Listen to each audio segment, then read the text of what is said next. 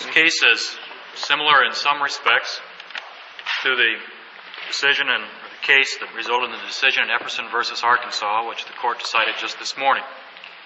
The case is here on certiorari to the United States Circuit Court of Appeals for the Eighth Circuit.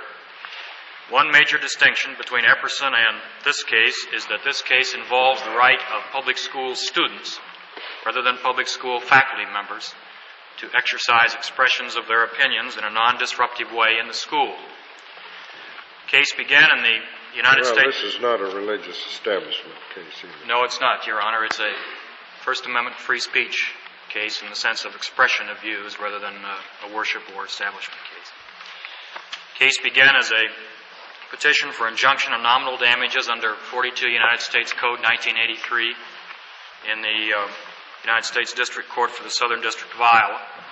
That court dismissed the petition, and on appeal to the circuit, the decision was split 4-4. The conduct of the students essentially was this: that at Christmas time in 1965, they decided that they would wear small black armbands to express certain views which they had in regard to the war in Vietnam.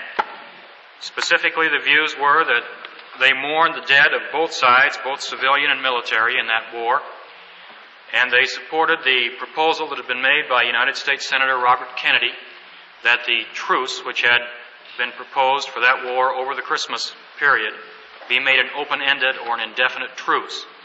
This was the purpose that the students gave for wearing the armbands during this period. During the period of time, of course, there were school days, and they wore the armbands to school.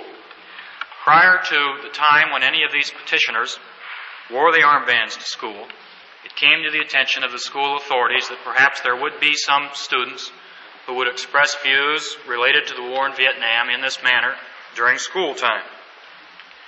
The principals of the secondary schools, the high schools, and perhaps the junior high schools in the city of Des Moines, the public school system, met prior to the time that any of the armbands had been worn and enacted a policy which was not written but which was agreed upon among themselves, that no student could wear an armband in the Des Moines public school system for this purpose.